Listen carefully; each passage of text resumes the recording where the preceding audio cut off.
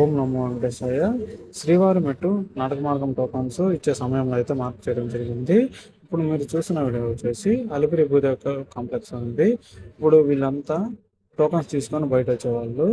అలాగే శ్రీవారి మెట్టు నాటక మార్గం టోకన్స్ స్టార్టింగ్ క్యూ లైన్ అయితే మీకు చూపిస్తాను చూడండి.